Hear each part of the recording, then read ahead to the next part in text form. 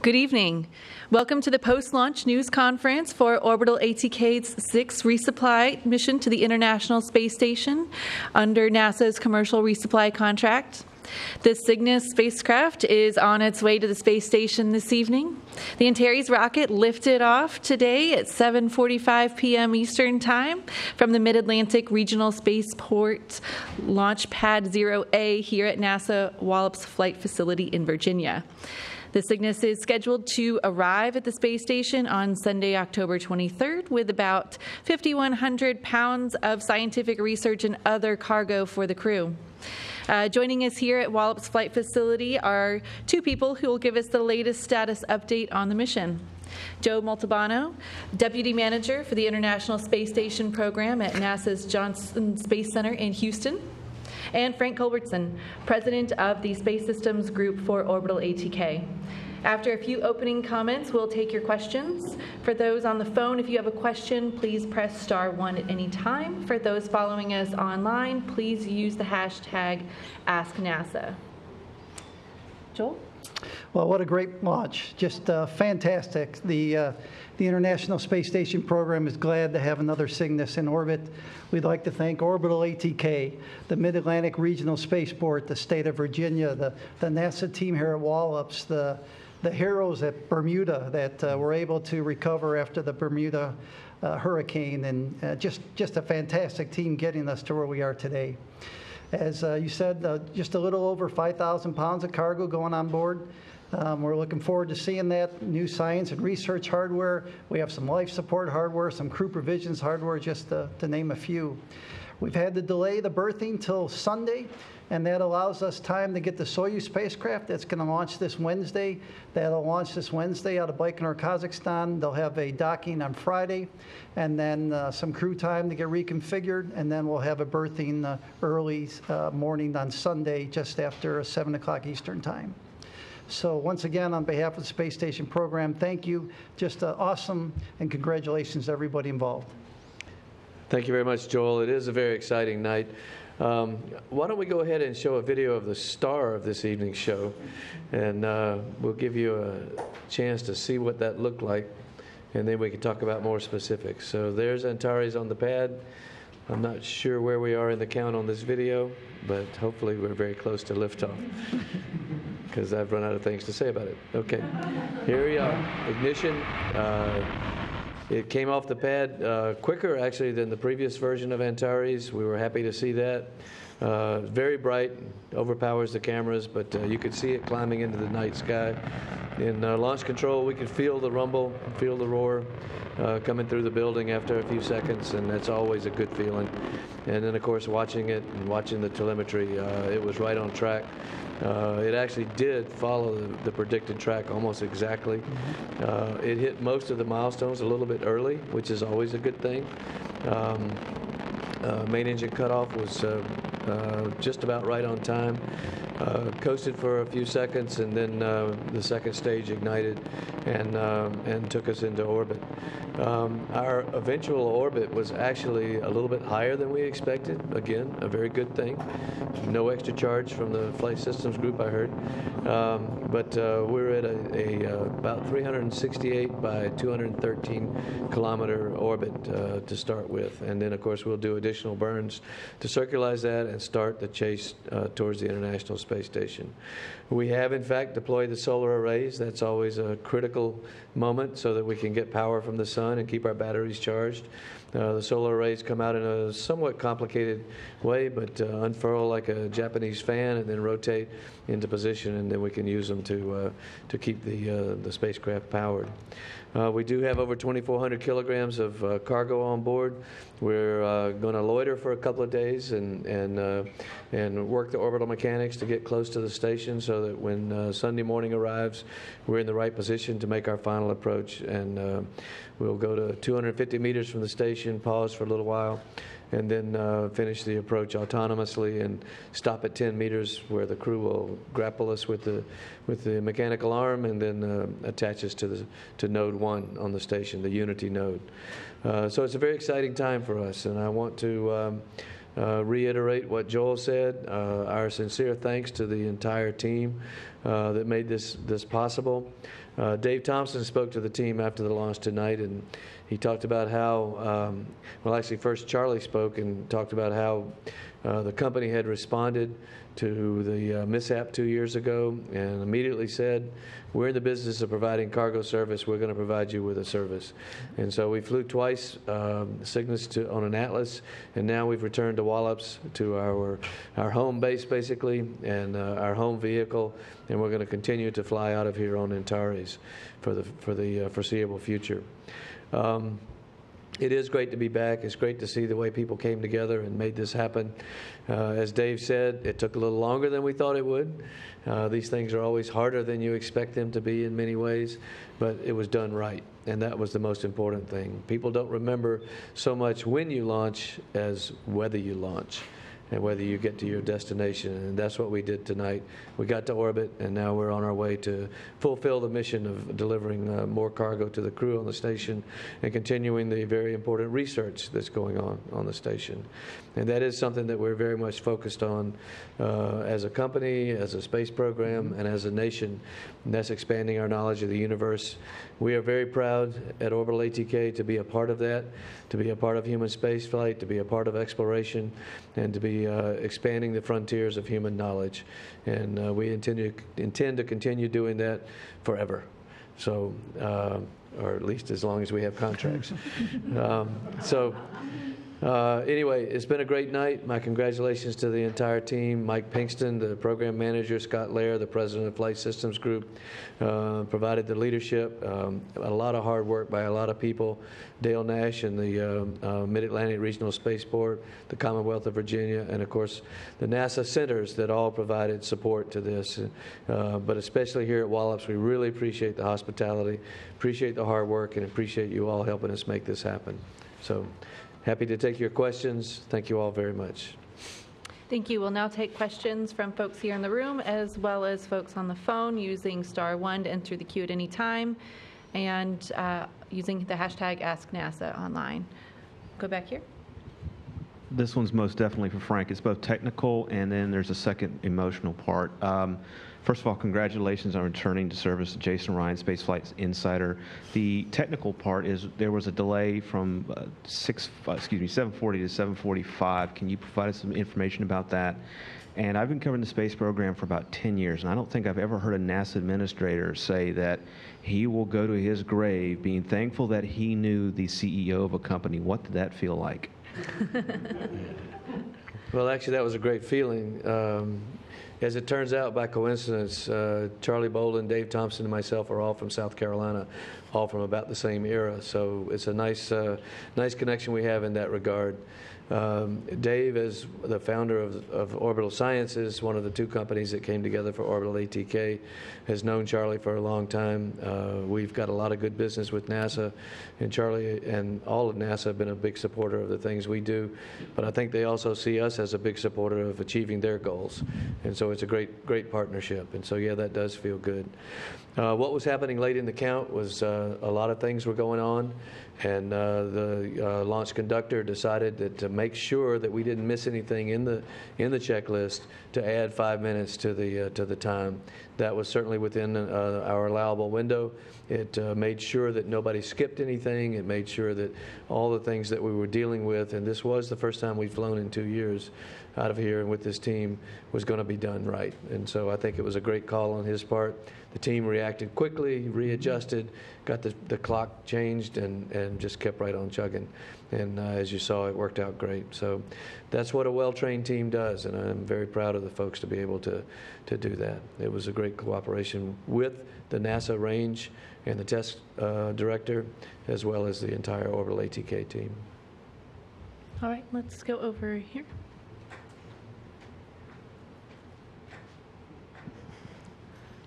Hi, Stephen Clark. Can you hear me? I hear you, but they don't. Okay. Stephen Clark from Spaceflight Now. A couple of questions, I think both for Frank.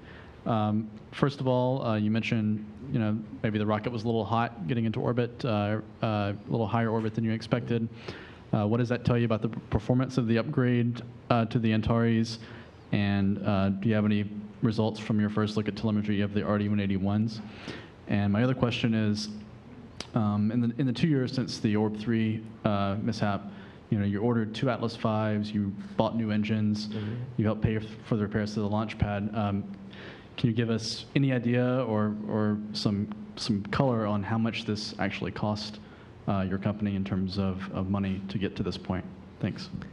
Okay, well, I can't say much about the second one because we really don't talk about contract values unless we have to auditors. But in general, it has been a worthwhile investment by the company and by all the parties involved in bringing this launch pad back to operation.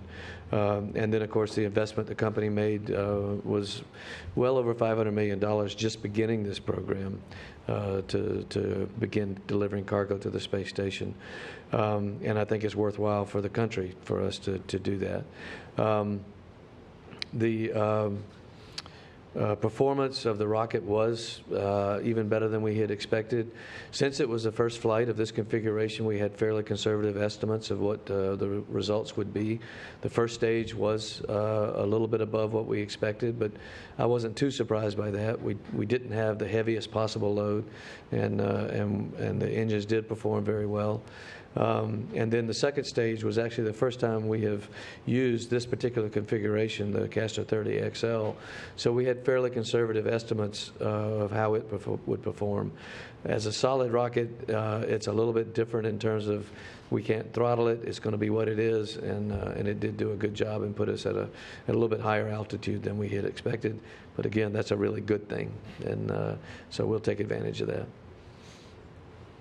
I believe we have some questions from social here. Yep, we have 2 questions right now. The first one comes from Matt Camper, and his question is, what was the toughest challenge you guys had to overcome to get to the launch this evening? The toughest challenge to get to this evening, that's hard to pin down because it's been 2 years of really hard work. And I think just getting through all the preparations, rehearsals, testing, all of that takes a lot of time. And so working through the timeline of being ready to launch is probably the toughest part of it, because we had to be very, very confident it was all going to work. We had a lot of cooperation, a lot of help from a lot of organizations who tried really hard not to be one of those challenges. Occasionally trying to work together, it is a challenge, but the team worked great and the communication was good, and it just took a while to get here. Great. And the second question is from Weatherboy on Twitter, and he asks, how long can Cygnus loiter in space while the Soyuz capsule brings new crew to the space station? The original estimate was if we had a nominal launch, we could loiter for up to 42 days. I'm guessing with the higher performance we had, we could add something to that. I don't know how much yet, but I know we can make it till Sunday. Great, let's take one over here. Gene McCullough, Talking Space. First off, Frank, Joel, congratulations. Thank you. You just went ahead and put the Mid-Atlantic region back in space again, so thanks a bunch. Frank, did you have any words for your team afterward as well? We didn't hear Dave Thompson's comments. I was just wondering if you had any words for the team, and what do you do for an encore? What's next for Cygnus and Antares? Thanks. Launch again. Yeah, we'll keep flying. Yes, I did have a few words. You know me, but I basically just tried to recognize the hard work and congratulate them on how well they all worked together. And the persistence, the long hours, a lot of travel for a lot of people, and just the focus on and attention to details that allowed us to get to this point. Without that, it wouldn't have been possible. And berthing coming up on Sunday, so today is just the start of a great mission. We'll have the Cygnus up on orbit, taking the hardware that the spacecraft has brought up. It'll be up there until November. And so we're looking forward to seeing that up there. Yep. All right, we'll take one over here, and then we'll go back over here. Hi, Hanukkah Weidering here with Space.com. I'm wondering, so with yesterday's launch being scrubbed, what sort of steps did you have to take to reset everything and prepare for today? And how long does this take? And basically, I'm wondering if people were up all night trying to prepare for today after yesterday. Thanks. No, they weren't really up all night. In fact, crew rest is a very important aspect of doing this job. So we want to make sure people get a good night's rest before they come on console. They came on console early this afternoon for the mission tonight. The recycle really was not that difficult from a recycle standpoint because we didn't get very far, actually anywhere into the count. So we didn't have anything that had to be reversed. All we had to do was fix the cable that had the short that needed to be fixed. Once that was done, we were ready to move forward. And so we sent the team home, except for the ones that had to be there overnight. But we work in shifts. So it was a fairly straightforward approach to our process, rather, to get to this point. We'll go over here. Hi, Wayne Rice with eWeek. I'm told this launch set the record for the heaviest load out of Wallops ever. The question I have is, how much did this vehicle weigh at launch, and how much more can you launch out of here now that you have the upgraded Antares? I'm not sure about that. And the liftoff mass was about 6,200 kilograms. well, the payload liftoff mass was 6,200 kilograms, and I'm not sure how that compares to the previous ones, Frank. It's the most cargo we've flown Out of Wallops? Out of Wallops. Okay, by a little bit, right? Okay. Yeah, but we can carry more now, and we will in future flights. Over here. Hi, Ken Kramer for Universe Today and Northeast Astronomy Forum for Frank. You concluded your remarks with a little bit about exploration in the future, and we're going to be exploring. So that's what I want to ask you about. You guys are proposing a cislunar habitat. So I would like you to talk about that, talk about some of the details. Why are you doing that, and how this is going to enable the journey to Mars? What are we going to do with it in lunar orbit, and then sending it to, hopefully, to Mars one day? Well, this will obviously be a joint activity with NASA. They are asking for these designs. We've been proposing and looking at this as a derivative of Cygnus. Both the service module and the pressurized cargo module can be adapted for long-term flight in space. It can be used as control. It can be used as an outpost. It can be used for carrying cargo or for crew habitation. And so we're happy to see that NASA is moving towards developing a system that will allow crews to remain in orbit or in cislunar space for longer periods of time, because you think about it, you're going to need to have supplies there when you get there. It's like going to an expedition to Antarctica. It's nice that you arrive and find your supplies already there, ready to use. And so that would be the original intent of that. And then we hope frequent resupply and also the ability to expand whatever habitation development occurs in cislunar with additional modules. So we think it's a perfect time to start thinking about that and getting people out of low Earth orbit and back to the vicinity of the moon. Other questions here in the room? Over here.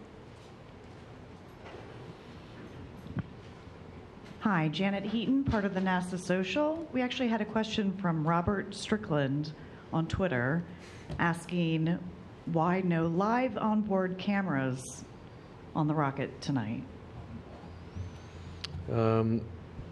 We didn't have any on the rocket itself. We have them on the spacecraft, so you'll see video of that downloaded later. But no, and partly because it was a night launch, you wouldn't have seen very much probably. But no, they just didn't have them on this particular version. Any other questions here in the room? Again, if you're on the phone with a question, please press *1. One more from Ken. Ken Kramer again. For Joel, can you tell us just where we're at with the crew supplies on the space station? How many months of supplies they have, and how is this going to extend the provisions that the astronauts have? So before this Cygnus gets there, we have probably our smallest supply is at least 6 months right now on orbit. So we have 6 months of margin. Once Cygnus gets there, depending on the different commodities that it brings, some commodities are extended a few weeks, some are extended a month or so. But from right now, we have plenty of supplies on board the space station. We have one more question back here. Yes, sir. Congratulations. I think your contract was for about 65,000 pounds of merchandise sent to the space station. I'm just curious how much more you have to deliver left under this current contract. 6 more missions. 6 missions. Yeah. All from here? That's the current plan, yeah. Right. Thank you. Are there any other questions? Well, thank you all very much for joining us. And you can find out more about the mission at nasa.gov/orbitalatk. Thank you. Thank you, everybody. Thanks.